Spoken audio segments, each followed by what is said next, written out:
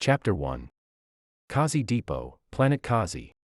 Osara System, Balas Branch.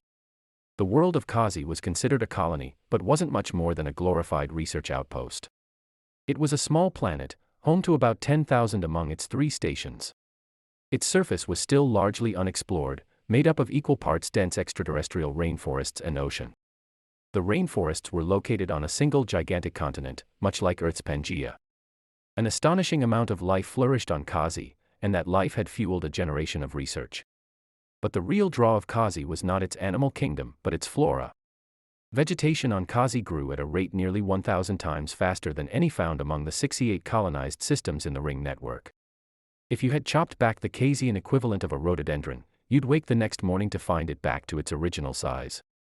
Since the gate to the Osara system had first opened, the planet had been something of a destination for young researchers looking to cut their teeth. Many had theorized that the plant life might yield some type of fountain of youth-esque discovery. It hadn't, of course. But it had delivered advances in sustainable farming that had benefited systems throughout colonized space, a point of pride in the Osara system. But outside of research, there was no reason to settle on Kazi. For those that worked the other jobs that had popped up to support the researchers, Kazi was a dead end. Nicholas Johns was one of them, the head of security on Kazi, which meant that he was responsible for securing Kazi Depot, the planet's main station, along with the communications station and research lab. Each station was about 20 miles away from one another, connected by an underground train system. As the head of security, his primary jobs were protecting the research and policing the population, in that order. The entire planet was a government-funded program, meant to pry every drop of research they could glean from the planet. In truth, he didn't feel like much more than a well-paid babysitter. Kazi security was technically Osarian military, but Kazi was so disconnected from daily life back home on Osara Prime that the unit itself had devolved into something more casual over the years. There was no oversight, outside of Johns himself, and it was hard to make him give a shit. Johns was stocky, well-built from a decades-old weightlifting habit, with salt and pepper hair, and a persistent 5 o'clock shadow. While you wouldn't think a population whose primary purpose was researching extraterrestrial plant life would cause much trouble, Johns kept surprisingly busy. A planet with very little in the way of reliable entertainment meant that people got up to all kinds of things they otherwise wouldn't if they were occupied. Today, the unique brand of bullshit consisted of a bar fight. Even though there had to have been 50 people in the bar at the time of the incident, miraculously, no one could remember seeing much of anything at all. The bar was dingy. Its metallic walls were tinged red and somehow smelled of mildew. Or maybe it was the old tapestries that hung on them to cover the stains and age. There were 3 bars on Kazi, all in offshoots that spiderwebbed off the main Kazi Depot corridor. This bar, aptly named the Commotion, was by far the most problematic on the weekends. The main corridor was the primary thoroughfare in the station. It housed all of the commercial shops, restaurants, and offices within Kazi Depot. Every single place of business was contained in the 1-mile-long, quarter-mile-wide corridor or down one of the connected offshoots. The rest of the station was dedicated to storage areas, research facilities, official offices, and residential quarters. And you didn't see anything. John said as he leaned over the table, trying to muster the intimidation that a lifetime in the Osarian Marine Guard had drilled into him. "No sir, I did not," a fat man, wearing too tight, ketchup-stained shorts said. "Even though you were sitting right there," he said, pointing at a chair with vigor. Next to the chair was a circular area with a pool of blood in the center that had been surrounded by bar stools and enclosed in caution tape. "Yes, sir. I was watching the game," the fat man said. Johns could smell the liquor on his breath. A sly smile crept across John's face. He made sure not to break eye contact, holding the man's gaze for several extra seconds until the exchange had become sufficiently awkward. "So let me get this straight. You're sitting here. A fight breaks out somewhere behind you, but you don't turn around to see who it is. The game's on. You're just watching the game. Right. The fight starts to get a little more heated. Some punches are being thrown. Judging by the amount of blood, someone may have been stabbed, not 10 feet from where you're sitting, and you still don't turn around to see what the hell is going on. You're just watching the game. Don't lie to me, man," John said. "Like I said, I was watching the game," the man said. "By the time I turned around to see what the fuss was, he was already laying there in his own blood and everyone is losing their damn minds. Honestly, I didn't see who threw the punch. But you did know that it was a punch. He didn't slip and fall. Couldn't say. I was watching the game. Johns blew a puff of air out of his nose and shook his head, turning his back to the man. Every weekend it was the same shit. That was what it was like out here in the branch systems. It was going to be a long day, he could feel it. But that wasn't necessarily a bad thing. Long days meant that something was happening, which was a good change of pace. This wasn't the life that he had chosen, that option had been taken from him. But he had made it his own. Even on days like today. Rick Sims, John's partner and second in command of security on Kazi Depot, had just finished interviewing his own potential witness at the back of the bar as John strolled over. Rick shot him a glance with a slight shake of the head that signaled that he too was having trouble finding anyone willing to talk about what they had seen. If this fight had spilled out into the hallway, they wouldn't have any problem figuring out what happened. Cameras were watching every metal inch of Kazi Depot, except in some private businesses. By law, they were allowed to dictate their own security and surveillance policies. Of course, this being the commotion, the barman had informed them when they arrived that they didn't record anything, as Johns was well aware. "Well, we aren't going to get anything here," Rick Sims said. "Yeah, I know, I'll put in the request to pull the video from the hallways. Maybe if we're lucky we'll catch the asshole running out of here with blood on his hands. At the very least we can identify some faces that ran out when it happened and talk to them. Medical should be sending over any names with injuries that match soon," Johns said. "Could have handled that back at command over a beer." "Good point. Why are we even here?" "Well, I did pull that blonde waitress witness at the bar brawl last month. Supposed to see her this weekend, in fact," Rick said, slicking his hair back and giving his mustache a part. "But I'll send for the cleanup team for the blood. They'd find the fighters and give them a citation, eventually. It wasn't like the culprit could leave. The next supply shipment and ride home, back to Osara Prime, wasn't due for months." "Hungry?" Rick asked as he stared at the strange technological circus in front of them. "I guess. Where are you thinking?" Rick looked around the bar before throwing his hands up and giving a shrug. "They have decent mushroom steak sandwiches here." Johns rolled his eyes. "All right. You know I don't trust the kitchen here." "Oh, live a little my man. Everything gets nuked anyway." Kazi's 28-hour day contained 4 7-hour shifts. Research was ongoing at all times, but the bulk of Kazi's population was made up of the restaurant workers, data vendors, mechanics, security personnel, doctors, entertainers, and other micro-industries that had popped up around the small colony. A group of weathered regulars had already assumed their ceremonial positions along the bar, and Rick and Johns cozied up beside them. One man was clearly drunk, slurring his way angrily through a story. "You boys been here all night? See the fight?" Johns asked, figuring he might as well give it a try. "No, 'fraid we just got here," an old man with the patchy beard said. Johns thumbed through the hologram menu that appeared in front of him on the bar countertop.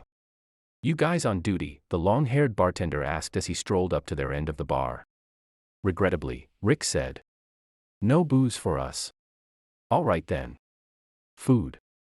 I'll take the faux ham and chips, please. Light on the mayo, extra mustard," John said as he disposed of the menu with a flick of the finger. Rick ordered the mushroom beef steak. Johns and Rick had long agreed that the false ham was the closest thing to the texture of meat. Made of pressed slices of salt, filler, and mushroom meat substitute, then artificially flavored to taste like ham, it wasn't exactly mouth-watering, but there weren't a lot of options on Kazi. It did the trick. Johns had been lobbying for years to let them butcher some of the native wildlife, but the researchers had repeatedly informed him that it was dangerous to ingest meat from new biosystems. Still, he'd often suggest hunting some of the local wildlife so that he could watch the scientists squirm at the thought. The food came and Johns and Rick made their way through their meals, saying nothing and instead opting to listen to the hilarious conversations the old drunks were having to their left. They argued about nothing in particular, effortlessly shifting from one topic to the next. Just as he was stuffing the last bite of his faux ham sandwich into his mouth, Johns felt something. He wasn't sure what it was at first. Maybe bass from music. For a brief moment, he considered asking the bartender to turn it down. But no, it wasn't that. It was different. Deeper. More guttural. And it was growing. It started as a low, bassy rumble that he felt in his feet. Over a few seconds, the low grumble grew, and Johns could feel it in his legs and arms. It became hard to hear. He jumped in his seat. Then a new shrill sound. It pierced his chest. Rick turned, almost as if in slow motion, and gave Johns a panicked look. It was the station alarm. Chapter 2. Kazi Depot, Kazi Planet. Osara System, Ballast Branch. The deep rumble and sound of the alarm was so loud, so incredibly all-encompassing, that for a moment, Johns had felt as if he had ceased to exist. Like his body had been plucked from existence and was now floating in some sort of other space between the dimensions. The old drunken man had dropped immediately to the floor. Others, he believed based on their facial expressions, had started screaming, but he couldn't hear anything over the alarm, just opened mouths and panicked faces. The high-pitched wail reverberated off of the metal walls of Kazi Depot, its pitch bending up and down. The alarm system was wired to sound throughout all 3 stations. They weren't fucking around either. Every single living soul on that planet would hear it. Johns glanced down at his comm unit to confirm that it wasn't a test or a mistake. The mandatory warning sign that filled his screen told him this was the real deal. In the more volatile decades in the history of the Osara system, the alarm system had been designed to signal an incoming attack and allow the residents to take refuge in the bunkers, where the critical research data storage units were housed. Kazi had never been a point of military interest, but the separatists had made a point throughout the war to blow up cultural points of relevance, and the 3 stations on Kazi had always fit that bill. The idea was to protect the data and research, and as many people as they could, realistically. Fortunately, that day had never come and the war had long since ended. Since, the alarm system had only been used during a few emergencies, and not since the explosion at the research lab over a decade ago. Johns leaped to his feet and unholstered his weapon. His mind automatically switched to analyzing potential scenarios. What was causing this? There were a few things that would cause an automatic trigger of the alarm system. An explosion somewhere was the most likely cause. Perhaps some sort of biological mishap or virus at the research lab. That was the nightmare scenario. Maybe some sort of natural disaster. Flooding, maybe. But it wasn't the rainy season. And facilities had all been built out of reinforced neosteel composite, which can withstand just about anything that you throw at it. Sir. Rick mouthed, unable to raise his voice over the alarm system that echoed off of the walls of the station.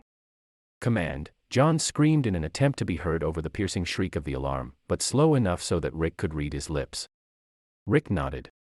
Immediately, the hallways outside of the bar filled with a rush of panicked civilians making their way toward the bunkers. The last time the alarm had sounded, nearly 100 people had died in an avoidable explosion. Johns could tell that those memories had been hanging in the back of their minds. It was chaos. Johns should have expected that no one would follow the evacuation procedures. But the alarm sounding was such a rare and jarring occurrence, he didn't blame people for being a bit panicked.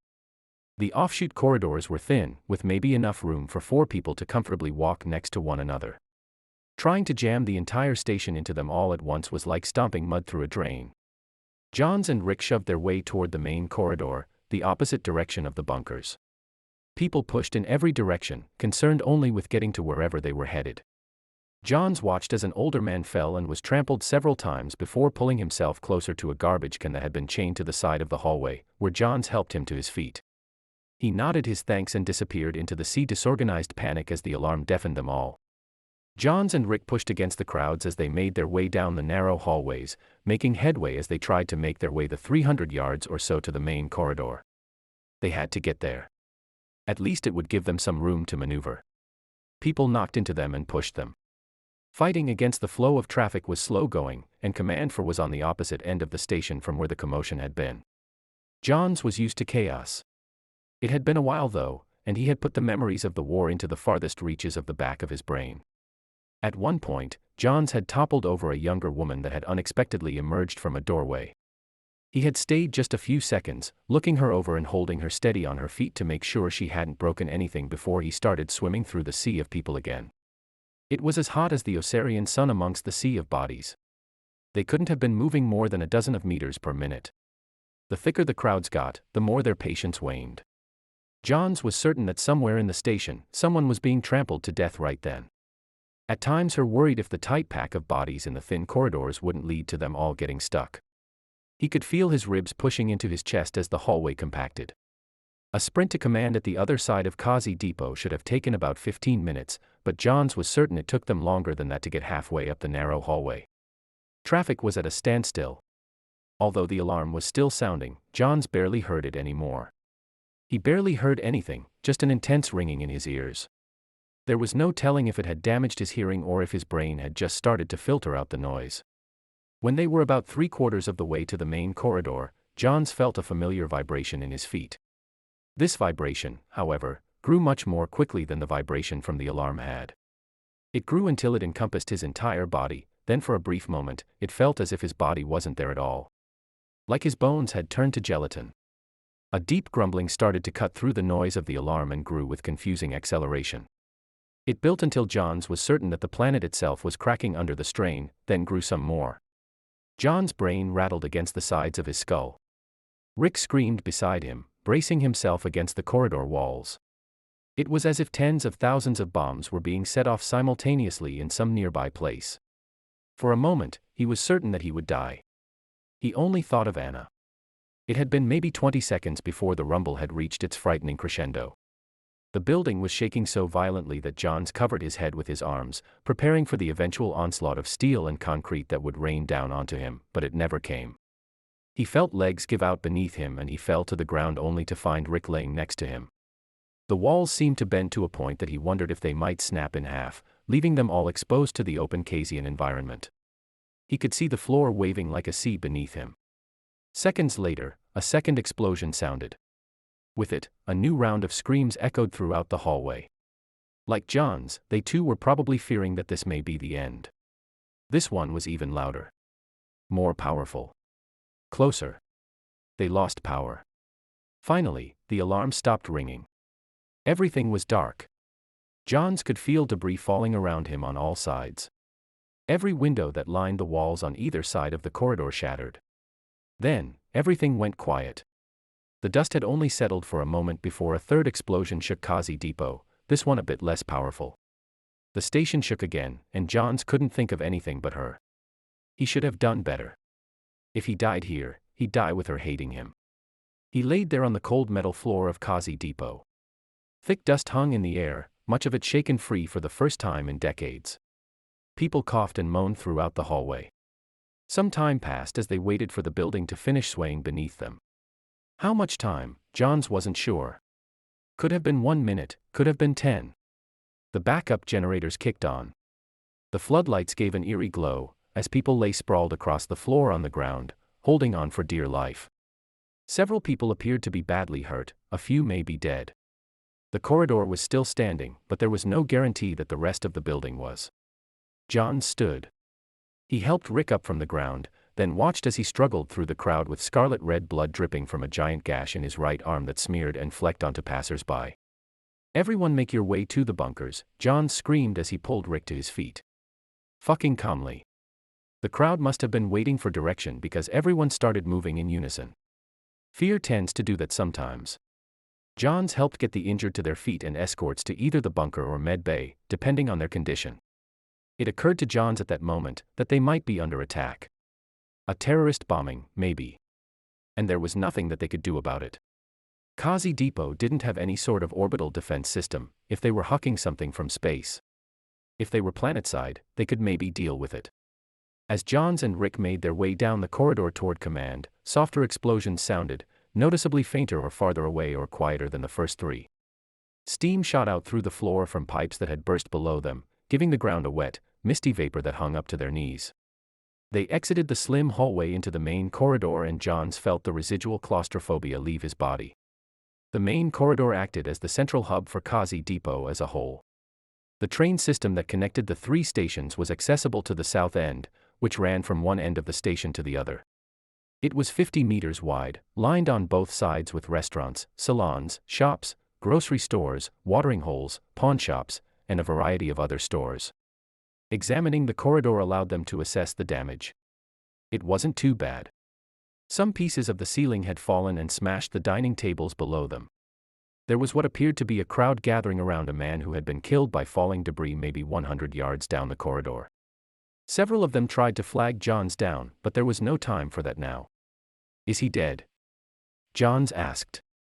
Yes, a woman who had come jogging over answered. I'll send someone to deal with it. I can't do it right now, John said as they took off in a jog toward the north side of the corridor, on the end of the station that butted up directly against the forest. There were still many people running through, but the width and expansiveness of the main corridor gave everyone much more room to move. No one was being trampled, but there was still the buzz of panicked commotion. Within minutes, they'd arrived at the giant neocomposite steel doors of the command post, completely out of breath.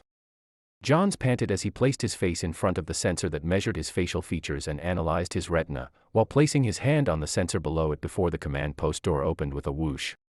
The circular room was filled with stations and displays that controlled the various systems within Kazi Depot proper, the research lab, and the communications station. Security. Oxygen systems. Airlock controls. Communications. Logistics. Anything and everything ran out of this room. Already, the room was buzzing. Security personnel, researchers, and management types buzzed around the room, trying to figure out what the hell had just happened. Some scrolled through data, while others accessed various video feeds. A few stood in shock, trying to understand what was going on around them. Johns and Rick caught their breath for a few seconds by the door and then began to make their way across the large room. Bosses, air, a red-bearded man said from across the room. Immediately, Johns was swarmed. They came at him from all sides. Each one shrieking about a different problem. Something had happened, that was clear. But trying to decipher what it was among the 10 different conversations he was engaged in wasn't going to work. Stop. Johns screamed. The room fell silent. Thank you. Now Officer Rames, tell me what the fuck is going on. Gerald Rames shifted uncomfortably. Here, follow me, Rames said as he led Johns over to the display above his workstation and began to filter through the files. About 10 minutes ago, we detected incoming space debris on course for a direct hit within the minute. Our early detection systems didn't catch it. Johns asked. Appears not. Not until it was on top of us anyway. What happened about 10 minutes ago is that we were hit 3 times. At first, we thought it was a meteor that had slipped through the atmosphere and broke up on the way down. But, Gerald said as he brought an image up onto the display and stepped back from the screen, holding his arms out with palms flat toward the image. It took Johns a moment to make sense of what he was seeing. The screen showed an image, presumably taken from a drone. The image wasn't a meteorite, at least not one that Johns had ever seen. Johns squinted and leaned in over Rames' shoulder to get a closer look. Not even close. It was long and pointed. Flaps of something hung down from what appeared to be the top of the object, with long appendages behind it, pointing toward the sky. It appeared to be a long, squid-like creature. The photo was blurry due to the creature's high speed, but the shape was fairly consistent with what John's brain registered as a squid. Johns could make out 4 to 5 obvious tentacles trailing behind the squid as it descended. Several gasps came from the people crowded behind him as he leaned into the monitor to get a closer look. John stared for a moment, trying to make sense of what he was looking at. Rick's mouth hung open. Jesus. And the sight? Rick asked. We have our drones en route now, Rames said. Johns nodded, making side-eye contact with Rick. Well, this is new. Chapter 3. Command Center. Kazi Depot, Kazi Planet. Osara System, Ballast Branch. The moments after the image of whatever had crashed into the crust of Kazi had popped up on the screen were chaotic. Johns had feverishly sat down and started scrolling back and forth through the frames, searching for a sign that it wasn't what he thought that it was. It wasn't much help, as whatever it was had only been captured in a few frames, each blurrier than the last, but still looked decidedly like a giant squid in each. As soon as it became clear that they couldn't trick themselves into thinking they were seeing something else, one young brown-haired girl immediately burst into tears. Johns was happy to see that despite that they may have just discovered that a spacefaring alien species had dive-bombed into the planet, that there were still several young men that were willing to console her. He was equally unsurprised to see that one of them was Rick. Shut down this space. No one leaves, Johns yelled as soon as he was decently convinced of what he was seeing on the screen. A young tech a few seats down from him nodded and the command doors closed and latched with loud thuds. This, whatever it was, had to stay confined. For now at least. Johns was already regretting not clearing the room before he looked at the footage. He imagined that when this was all over, He'd receive a ding on his record for skirting emergency protocol, not that he cared at this point. Please connect me as quickly as you can to command on Osara Prime, John said when he was convinced that no one would be leaving and sending the entire station into a panic. He waited for a moment, tapping his feet while he waited to be patched through on the large screen dead center on the far wall of command. Sir, it appears that communications are down, the tech beside him said. Not only that, I don't have visibility of the system at all. It's probably the mainframe itself. Johns nodded, staring at his desk for a moment. Officer Rames, he said. Sir, he replied, stepping up next to him. I want you to make contact with security personnel at all major checkpoints in the 3 different sites. Tell them to start organizing a way to count the dead and injured.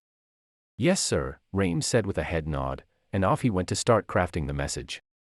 Officer Rames had been on Kazi for more than 6 years now. He was one of their most reliable security officers, and a likely future replacement for Johns, should Rick not want the job, which he might not.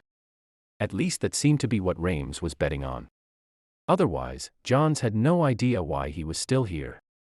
After a moment to consider his next move, Johns called all of the senior Kazi leadership that was present in the room into the conference room located at the back of command. They shuffled in, and 8 people sat around a wooden octagonal table with Johns standing near the front of the room. We all know what everyone's thinking, Johns said after everyone had been seated for a moment. But let's pump the brakes. We don't know what this is. I don't know, looked like an alien to me, boss, Rick said. Maybe it did. Still, the bottom line is that we don't know anything. Not yet. It could be inanimate. The people seated around the table side-eyed each other. Before Johns could read the room and respond, a young blonde woman in a lab coat poked her head through the door. Sir, just wanted to let you know that we have identified collision sites for 3 objects, she said. Show me, Johns said, turning around toward the full wall display behind him. Oh, all right, I'll pull it up for you, she said as she turned to leave. Where are you going? Johns asked. The young woman turned around confused, glancing nervously at the room of senior officials staring back at her. To my station. What's your name? Sarah. Sarah what? Rutherford. Sarah Rutherford. Hello, Sarah, and what is your position? Well, I've only been here a few weeks.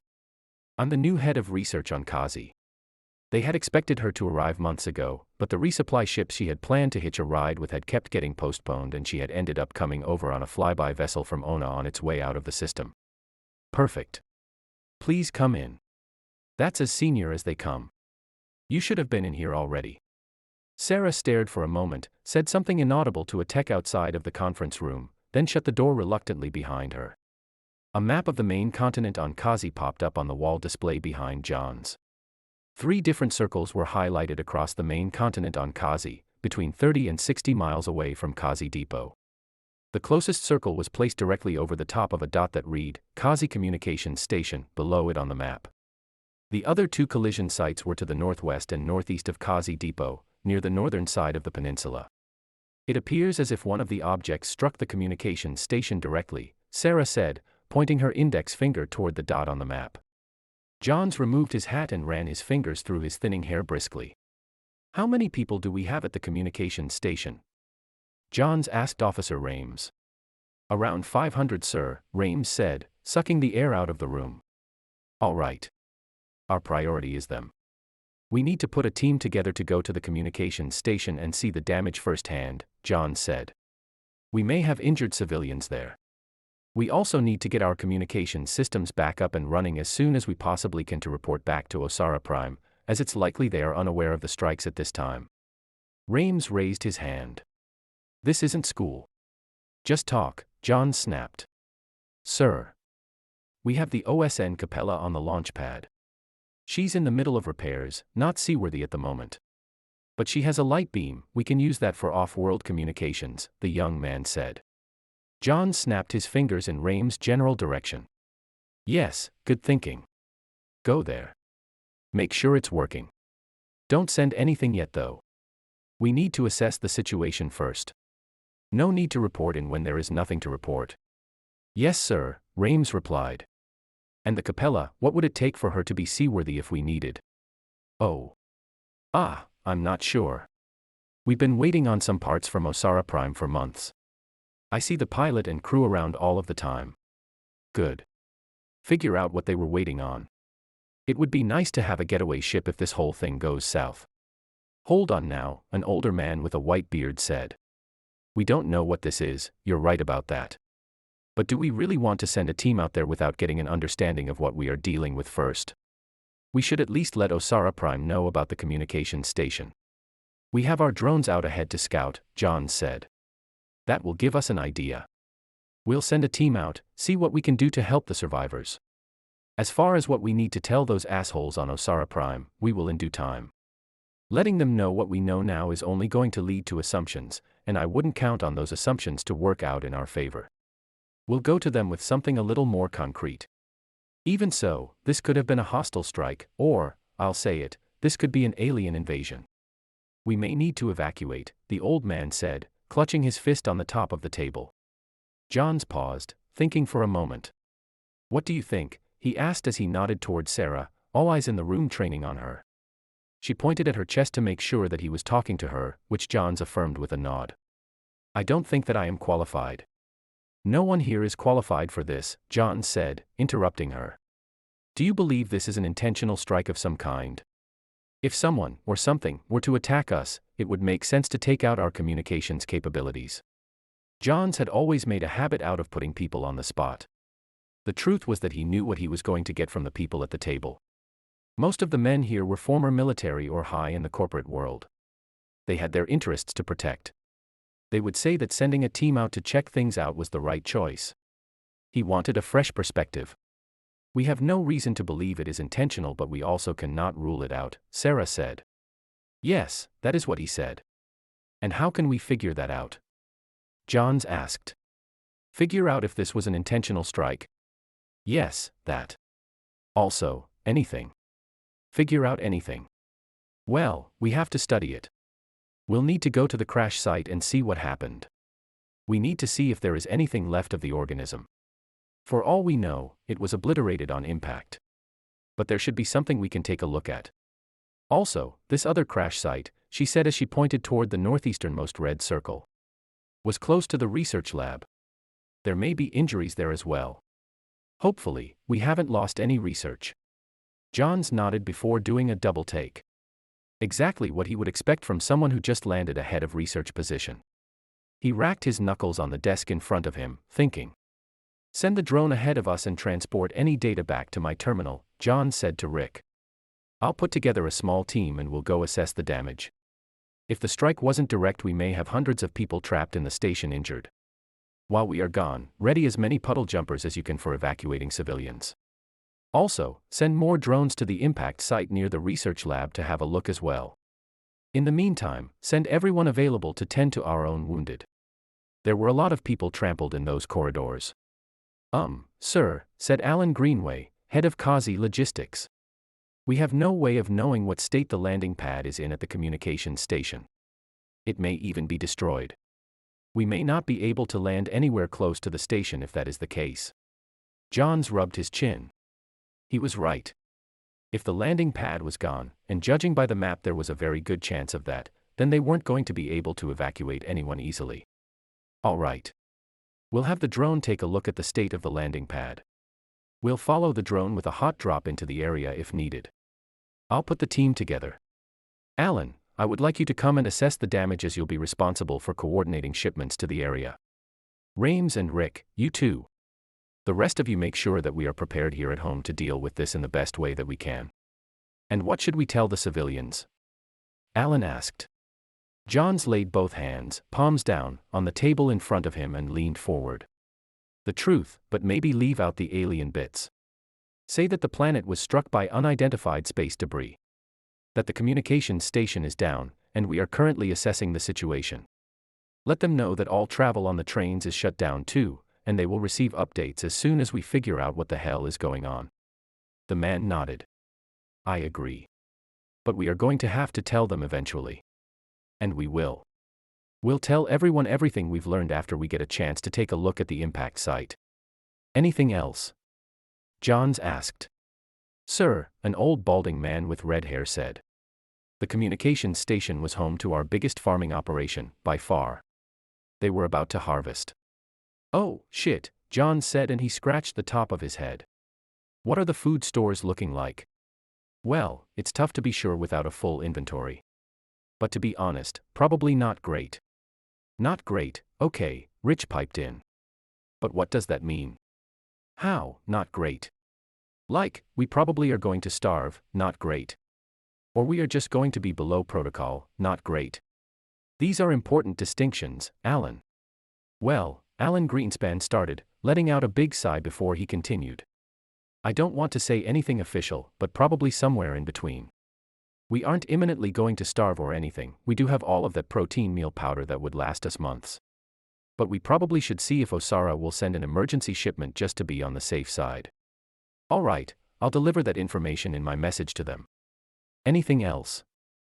No one spoke up. Dismissed. Each hurriedly collected their items and started to make their way through the door back into the command center. Sarah waited for the men to make their way over to the door and took up a spot at the back of the line. "Oh," Johns remembered before anyone managed to leave the room. "And I don't need to say this, I know. But don't tell a single goddamn person about this until we have a better idea of what we are dealing with. We don't need a panic." "Understood." "Understood," several members of the team said in unison as they made their way out of the conference room's glass doors. "Sarah," John said as she made her way out. "You're coming with us to the communications station." She spun around. "What? Really? Me, why?" she stammered, spinning around so quickly that her hair whipped her face. "We need a researcher to help us make sense of this. And we will need to collect samples to analyze whatever hit us." John said. "You are the head of research, right?"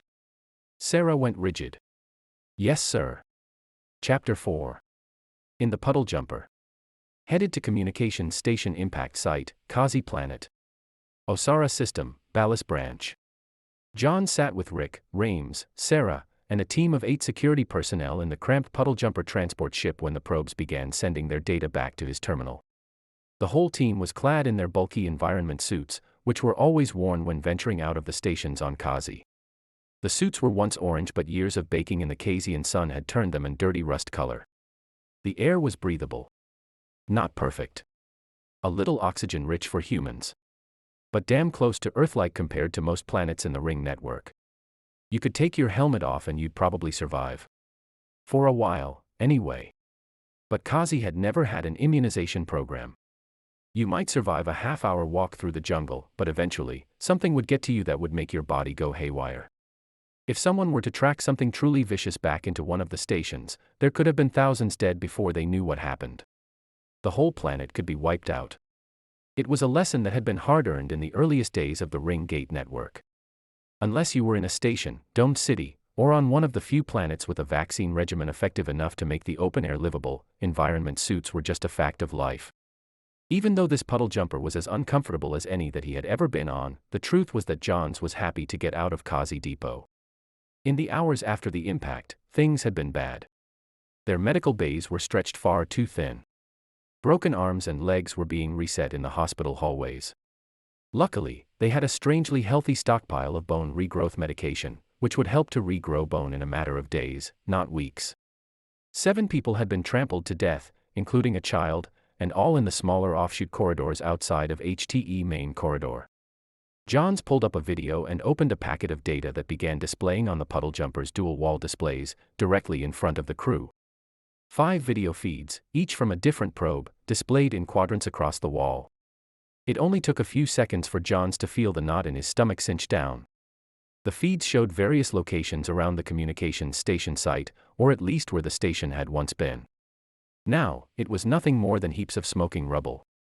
The object's impact site was clearly visible toward the northern end of the structure, with what appeared to be a deep crater at the point of impact. The northern side was destroyed. Completely.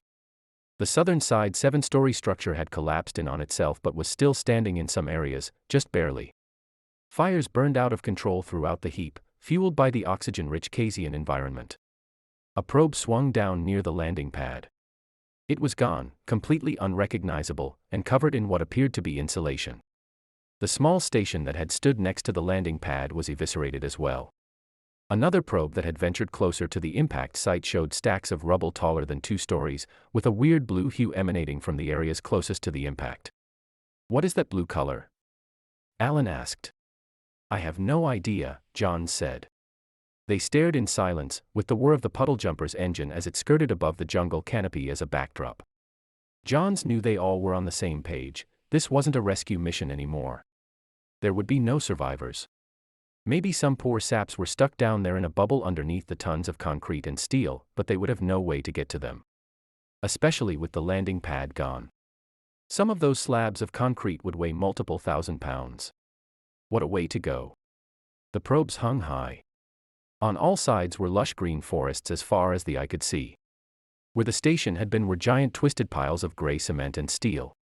The faint blue color covered about a quarter of the surface area of the rubble, as if someone had taken a paintbrush and coated the entire area in a single coat of a glowing translucent blue. "Any ideas?" Johns asked Sarah. She shook her head. "No. Maybe a chemical reaction of some kind. Or what the impact left behind." A few minutes later the pilot came over the comms channel into their environment suit helmets, letting them know that the landing pad had in fact been destroyed and that they were going to have to hot drop in. "What's a hot drop?" Sarah had asked. Johns detected a bit of panic in her voice. "The pilot will take us as close to the ground as he can, and we will take turns sliding down a rope to the surface." Sarah's eyes widened. "No. I can't do that. I never have," she said. "Yes, you can." Johns cut her off. "It's not difficult. You'll go right behind me, latched onto me. You won't fall." Sarah nodded faintly and stared down at her lap. Johns could see that she was terrified, the poor thing. He didn't blame her. She didn't wake up this morning expecting to have aliens fall out of the sky then to jump out of a puddle jumper. Johns beat his fist against his chest twice and the team lined up at the back of the ship. Sarah awkwardly moved into position behind him. The pilot came over the intercom and informed them that he was going to drop them into a clearing about a mile from the station. It was a small clearing, so he was going to have to hover above the forest canopy. Johns knew that this meant that their hot drop was going to be from quite high, but decided it was best not to tell Sarah. A few minutes later, Johns felt the ship come to a stabilized hover over a small patch of grass more than 60 feet below them. "Hatch opening," the pilot said into their helmet comms. The back of the plane began to open, exposing the sky and thick forest below them. It stretched deep into the horizon until the green met the pale gray blue of the sky. The puddle jumper sat motionless, its solar engine bursting wind from the horizontal and vertical turbines on either side of the plane. The thick forest canopy didn't allow for a view of the ground anywhere besides the small patch they had identified just below them. It had been a while since he had an opportunity to see something like this.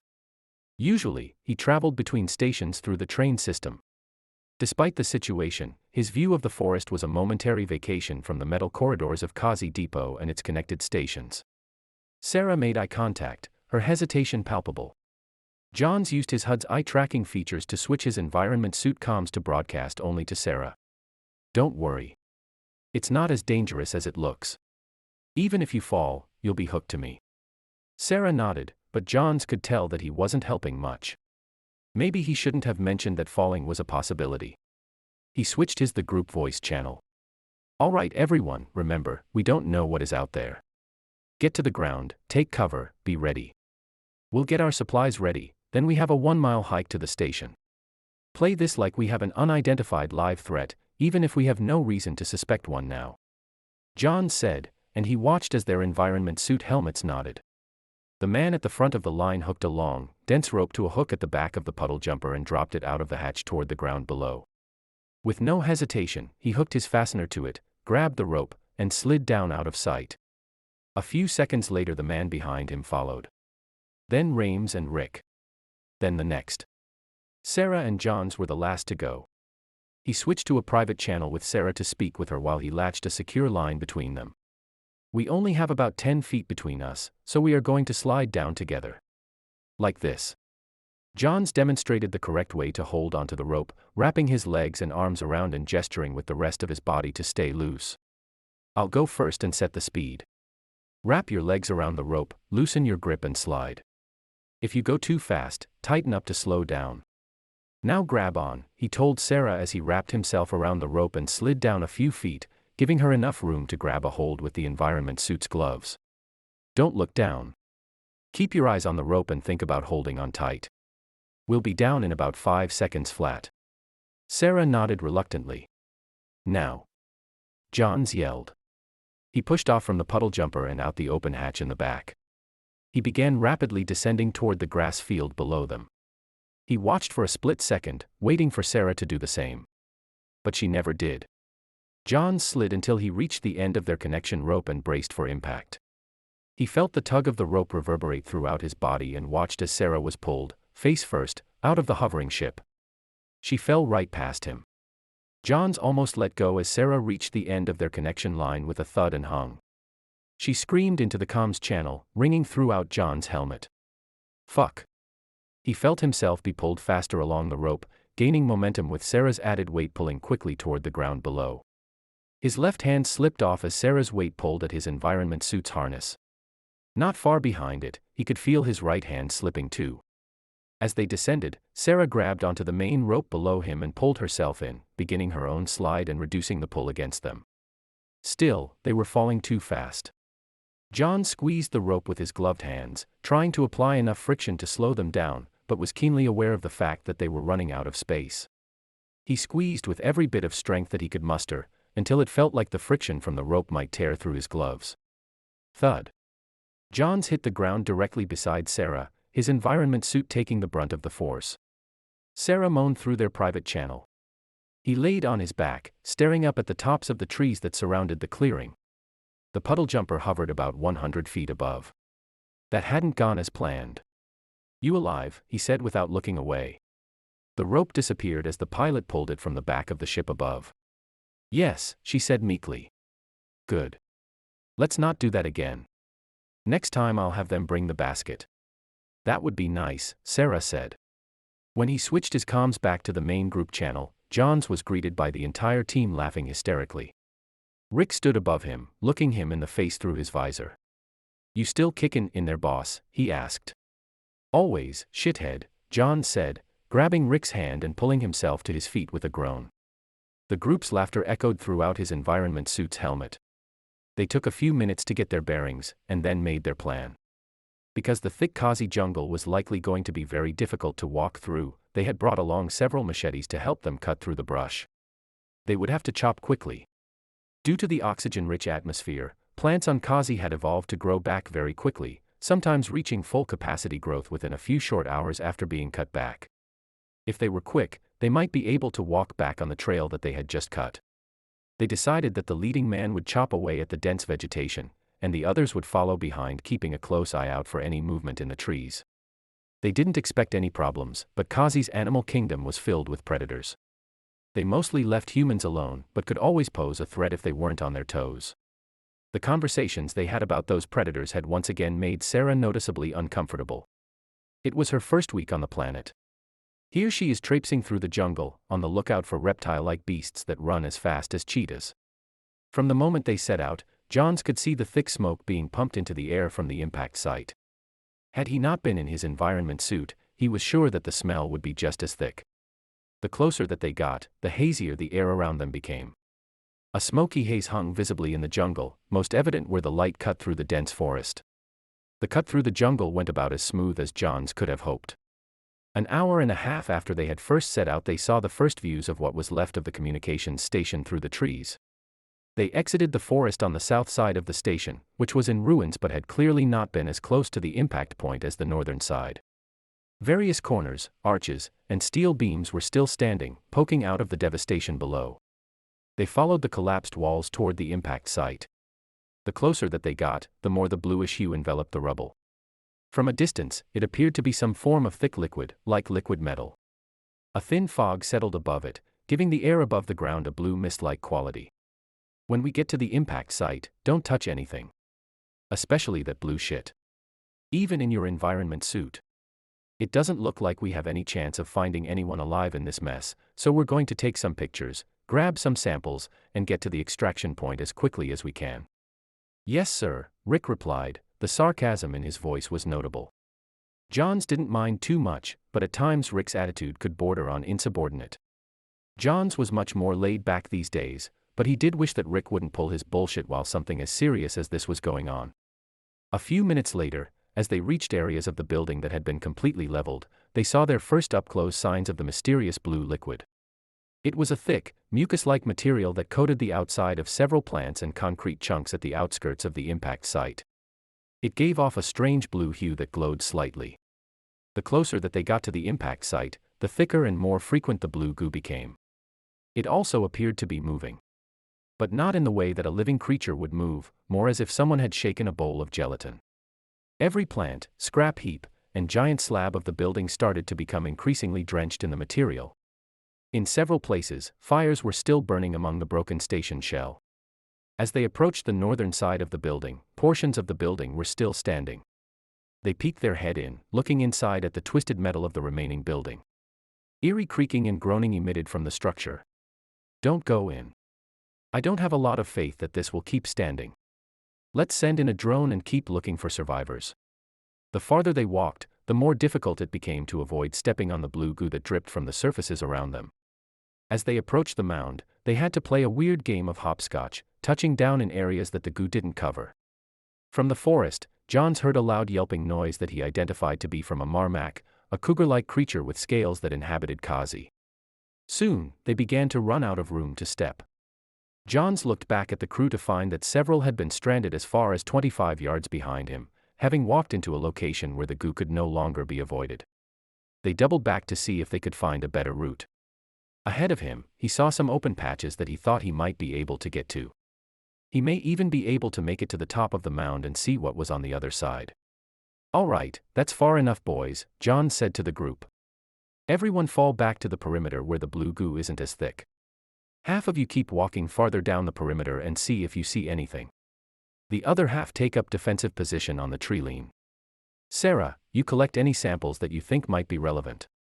I'm going to make my way to the top of the hill here and see what's what on the other side," Johns said. A few of the men nodded and made their way toward the tree line. Sarah bent down, unhooked her backpack from her environment suit, and took out several sample kits. With precision, she opened the kit, bent down, and used a spoon-like device to scoop globs of the blue mucus into a collection container. She took her time, scooping small amounts, making sure that she didn't smear any on the outside of the container, before turning the lid closed and placing it in a sealed bag. John started hopscotching his way up the side of the hill. The farther he went, the fewer goo-less spots there were for him to step. On one leap, he wasn't completely sure that he was going to make it without landing right in it. He imagined a terrible death where the goo ate through the feet on his environment suit and then started making their way up his legs. Knowing full well that he couldn't bring that back on the transport ship, he would have to strip down and leave his environment suit behind, which carried its own risks. The crew would have to remain in their environment suits throughout the flight, and then they would all need to follow hazmat procedures outside of Kazi Depot upon their return. Then, likely, Johns would go into a month-long quarantine, with rigorous antiviral regimens, until he either found that he had caught something and died or was allowed back amongst the public. With the current situation, he couldn't afford to be locked up for a month. He continued carefully, hopping his way toward the top of the mound. With each new leap, he could see more smoke rising into the air from the wreckage beyond. With one last leap, he reached a point where he was able to see over the top. He felt that knot in his stomach cinch down once again. It wasn't so much that he saw something that he wasn't expecting. It was the vastness of the devastation before him that took him by surprise.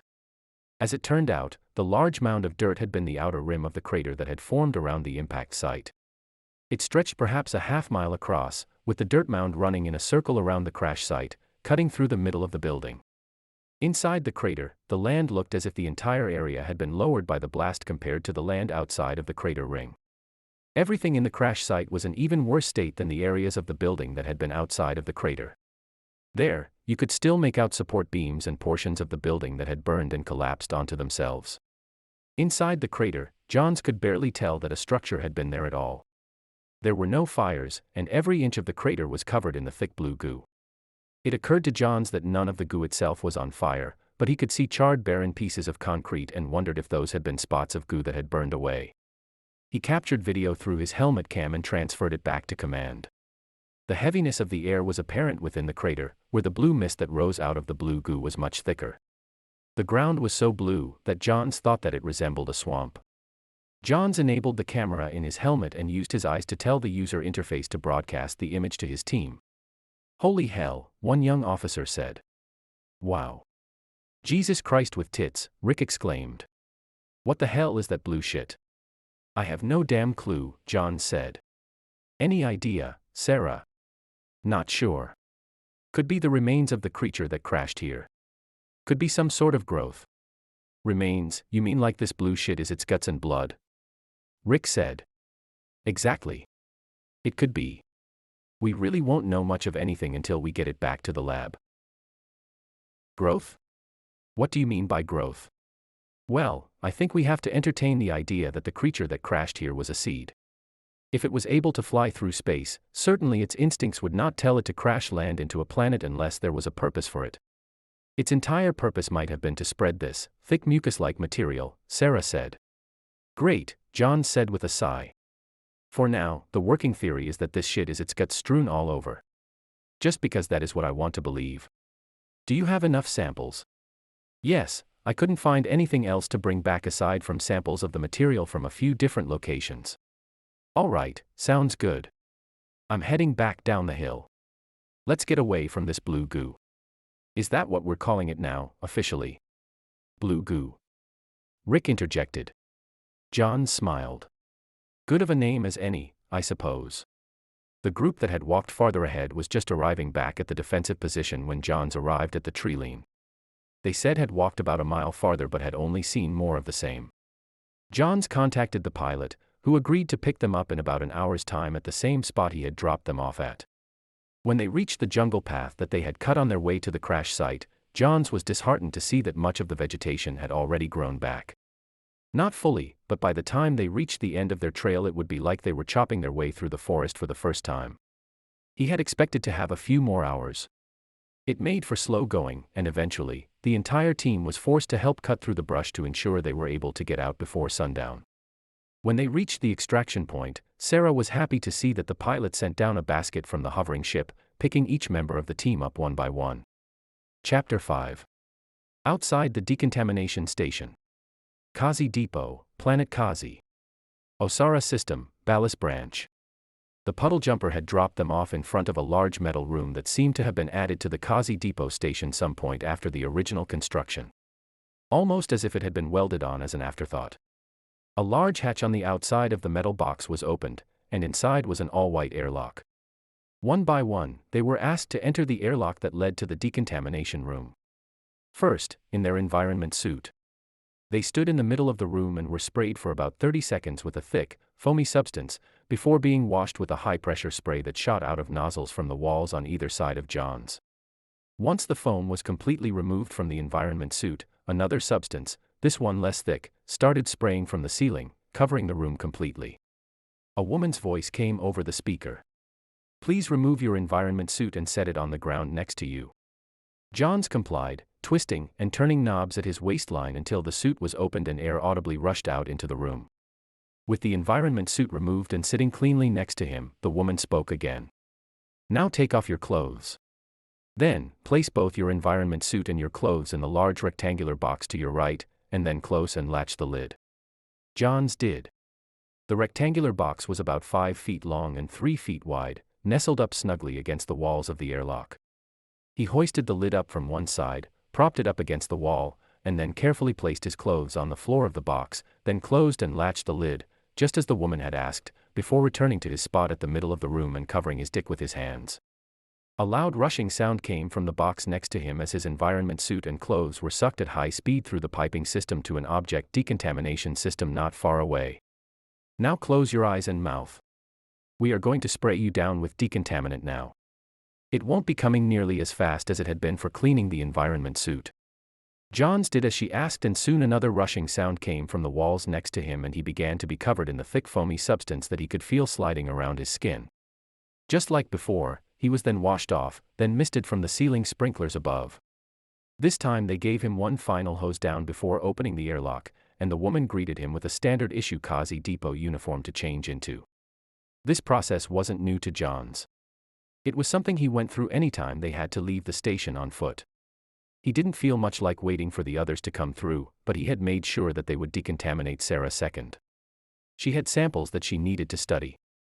And Johns had to gather his thoughts. Later that night, John sat alone in command, staring at the drone video feeds of the crash sites. His comm unit dinged and a notification popped up letting him know he had a new message from Sarah. Come to the lab. Studied the samples. Johns threw down his things and jogged out of command. He didn't have the patience for the walk across the station, so he took a detour to a nearby supply closet where he knew a cart was stored.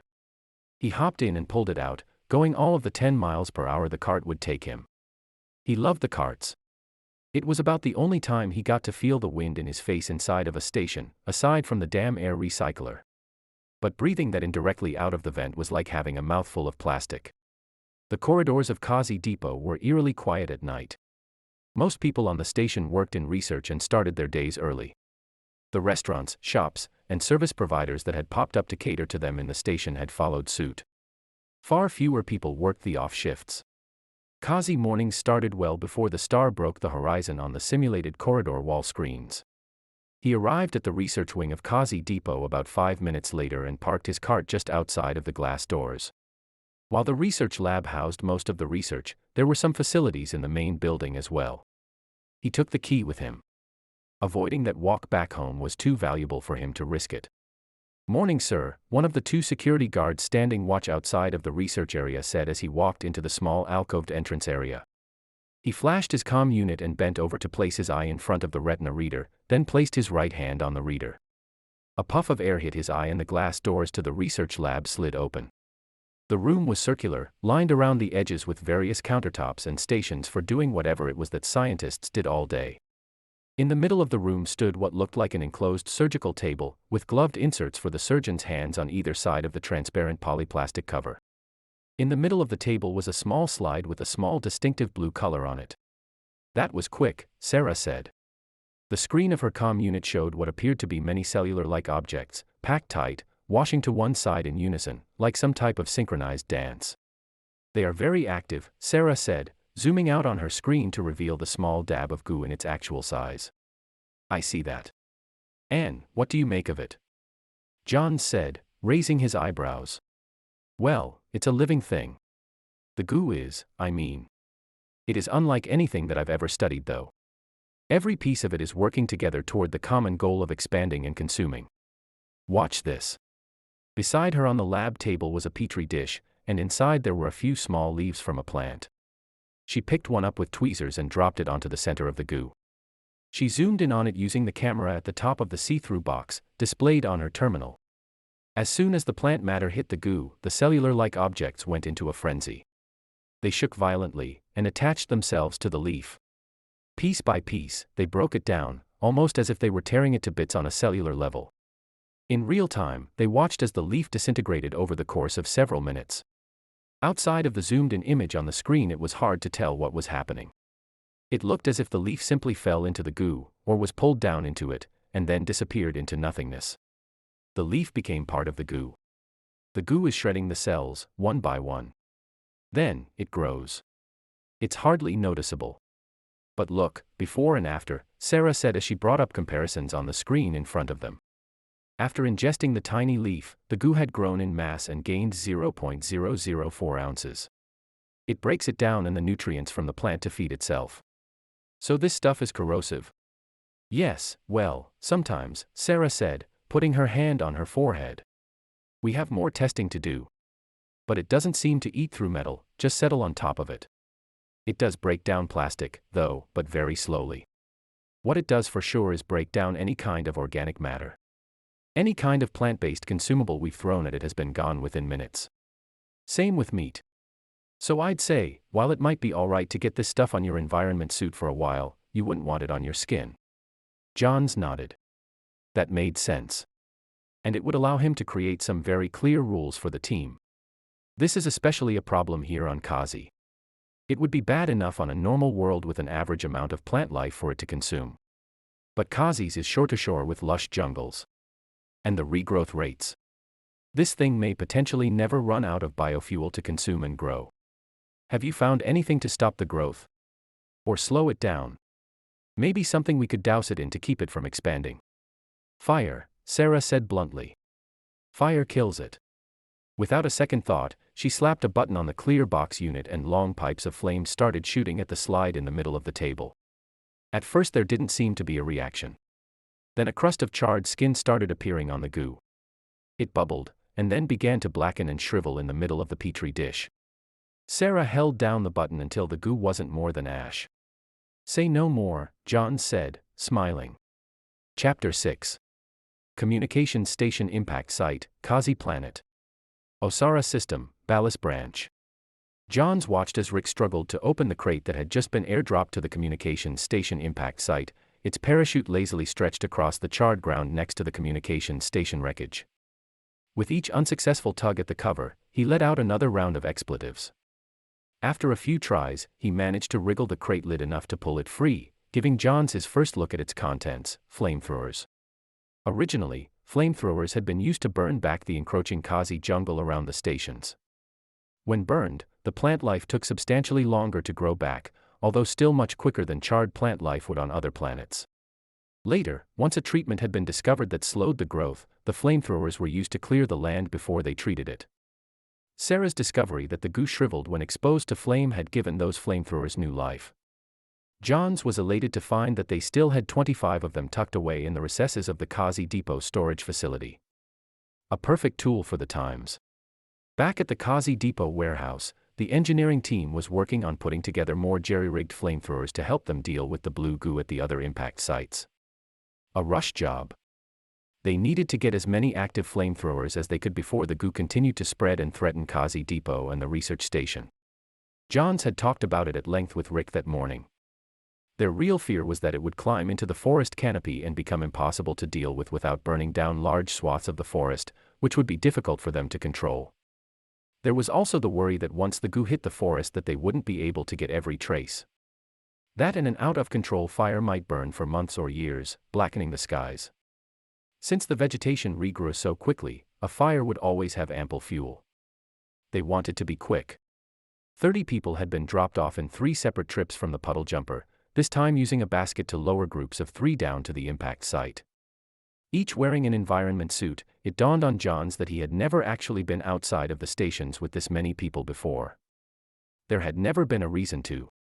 Those that hadn't had a chance to see the blue goo up close and personal had made their way to the edge of the debris, which was now completely overtaken, slowly oozing its way toward the tree-line. The speed at which this thing had spread gave Johns the willies. Now, about 48 hours after impact, the goo was taking up more ground space than the communications station itself had.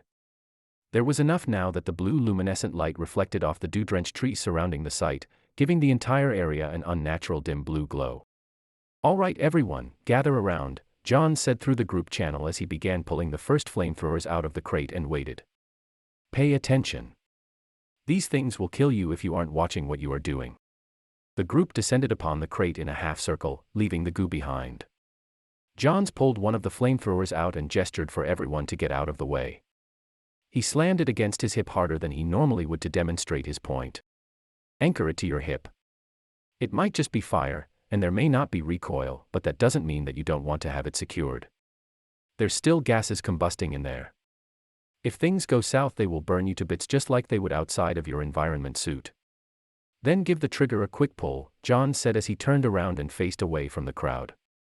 A long spout of fire came shooting out of the end of the nozzle, traveling at least 20 feet in front of him. Os and ahs coming through the comms channel. "Only pull the trigger for a second or two. 1,000, 1,000. Point it at the area that you want to knock back, pull the trigger, then sit and watch as it burns away. We can't afford to catch the forest on fire. Don't step forward until you are certain that all of the blue goo in that area has been burned away. Now, this stuff doesn't take too kindly to the flame. For the most part, it burns away without any issue, but you have to make sure of it. We can't be tracking this stuff back to Kazi Depot with us. When we get back, we'll enter hazmat protocol. There are going to be about 30 of us that have to go through it, it's going to be a while. I don't want anyone complaining. Under no circumstances should you touch the blue mucus in any way, unless you want to risk killing everything you love on the planet. Understood. That was John's biggest fear in this whole thing. That they were going to drag some virus back with them that killed everyone in the station. Understood, a portion of the gathered crowd answered back.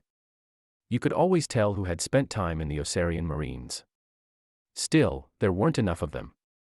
Johns would feel a lot better with a few more that knew how to handle themselves. At least there were some, though. Marines and former Marines had always had a strange sense of loyalty to him that he appreciated. They didn't judge him for his mistakes like the public had. They weren't always necessarily on his side, either. But they didn't hate him. They understood the pressures that came with the job. They saw it for the witch hunt, both on him and on the Osarian Marine Corps, OMC, that it had been.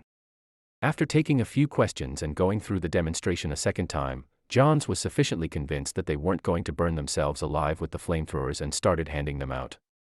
As he handed the flamethrower to each person, he directed them toward specific areas of the site, hoping to cover as much as they could.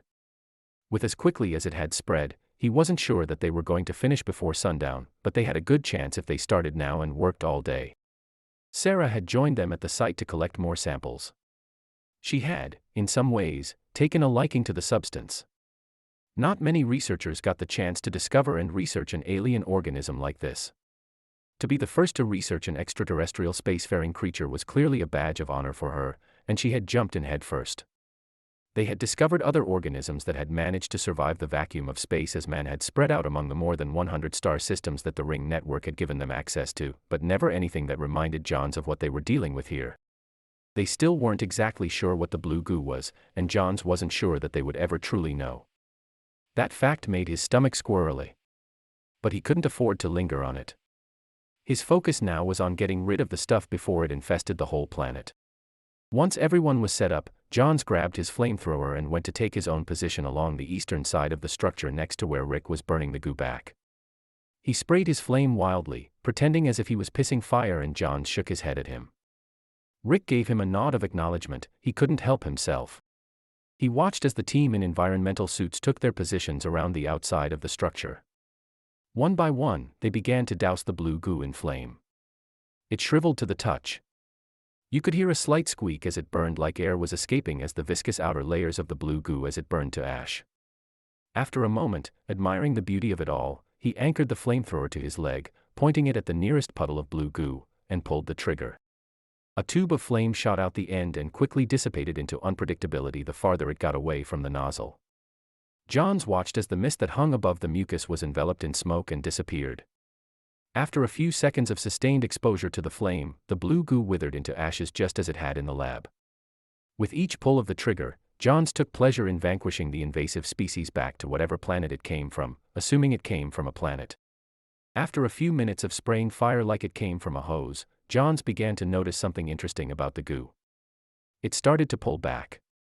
The areas closest to the burning areas of goo started to recede, putting distance between itself and the fire. Just like an animal that pulls away from a threat, the goo was acting on instinct. Every species took steps to protect itself from damage, and apparently, spacefaring squid life was no different. That was interesting. He had assumed, due to the fact that it could survive out in the cold vacuum and the peculiar way that it had arrived and multiplied, that they would be constantly fascinated by the differences between the blue goo and the species that humans had been familiar with. So far it seemed not too different from a fungus. One thing that humans had discovered as the construction of more ring gates exposed them to new ecosystems and life, was that life in the universe was, generally speaking, fairly similar. Of course, their sample size came from a barely noticeable corner of the Milky Way galaxy, but for the most part vegetation was vegetation, sea life took on vaguely familiar forms, and land animals evolved to suit their environments all the same. It led to, if not predictable, at least familiar outcomes. There were exceptions, of course. As a boy, Johns often heard tales of truly alien creatures that man had come across during their feverish colonization periods. As morning turned into a sweltering mid-afternoon, Johns started to take frequent breaks and chug water from the straw in his environment suit helmet to stay hydrated. They had sent a separate puddle jumper packed with water, but he wondered if it would be enough. The clothes that he wore under his environment suit were drenched with sweat. If he had wrung his shirt, he was positive that the liquid would fill a glass. He walked around the perimeter every so often, instructing others to stay hydrated. It wasn't going to help them one bit if everyone heat-stroked out. There were still 2 other impact sites to deal with after this. So what do you think brought this thing here? Rick asked as they pulled large gulps of water from their environment suit straws in the afternoon sun. The goo now burnt back substantially. Are you asking if this thing targeted us? Johns replied. Yeah. Was this by pure damn chance? These things were just flying through the black, minding their business in the Osara system, and this tiny little jungle planet just happened to get in their way. Johns finished his sip. Well, seems like these things were built to land, right? Or crash land, anyway. I mean, they keep growing. Right. So maybe it wasn't by chance. Maybe they did mean to crash land here. But maybe it had nothing to do with us. So, you think they were going to land here regardless? And we just happened to be the unlucky sons of bitches that were there waiting for them? I don't think anything. I don't know anything. I'm just saying, Sarah said these things eat plants. Or anything organic, really. If a fern was my steak and potatoes, I'd probably be pretty happy living on Kazi. True enough, Rick said. They have been eating the plants, too. Doesn't seem like the goo has much interest in us. And it's not like Godzilla crash-landed here. It's just some fungus or something. And we seem to be having no problems getting it cleaned up, Johns replied. Have you let Osara know what's going on yet? Not yet, Johns said, looking down at the water pack on the back of his environment suit. He looked up to see Rick staring at him with a raised eyebrow. I will, Johns said with a wave of the hand. I just want the first message to come with some good news too. Let's make it, hey, the aliens showed up and we kicked their ass, instead of they showed up and we don't know anything about what is going on. They can't help us anyway, right now. But I'll let them know about it tonight and ask them to send some help along, just in case. Rick shrugged his shoulders and pursed his lips. He didn't want to argue. But Johns could see that he didn't agree with him. By the late afternoon, they had successfully burned the blue goo back to only the impact site area. Johns was happy about that because the entire process had become less dangerous. The entire afternoon had been a big worry session for Johns. That last thing he wanted was a giant concrete column coming down on top of some kid. But making sure they burnt every speck of that shit to a crisp was more important. The closer they got, the less room there was for everyone to safely use their flamethrowers. Rick had yelled at one young man who had absent-mindedly shot his flame vaguely in the direction of another security officer, ordering him to go sit on the sidelines while the adults finished up. One by one, people started to drop out and head back to the staging area near the southern end of the structure. Johns was staying until all of the visible goo was completely gone. Once they were done, the plan was to have a small cleanup team continue visiting the area each day for the foreseeable future. The last thing that they wanted was to allow this thing to gain a foothold while they had their backs turned, but Johns was hoping that it would be gone for good once they had burned it all away. He was already anticipating how difficult the other impact sites were going to be. Since the growth of this thing appeared to be exponential, they had to get the other 2 burned back quickly before a 1-day project turned into 3 days. While the impact at the communications station was particularly awful due to the loss of life, the other impact areas were going to be trickier to deal with. They had landed in forested areas, and almost certainly had started growing up the trunks of nearby trees. The only way they were going to be able to deal with them was to attempt a controlled burn, which wasn't exactly easy in a forest that grew back by the next morning. If you start a fire big enough and it will be able to run back through the areas it had already burned. But they could see from the probe data that the goo at each site was now inhabiting full acres. Sometime in the late afternoon, just as they were finishing off the last of the goo at the communications station, Johns received a message on a private communications channel. Sir, I need you on the eastern side of the structure, in the crater, Rick said over a private comms channel. At this point, they weren't that far away across the remaining goo pond from one another.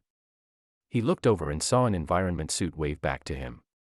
He stowed his flamethrower and started his march around the outside of the remaining goo and rubble, passing each member of the flamethrower team as they burned different patches of the blue shimmering liquid.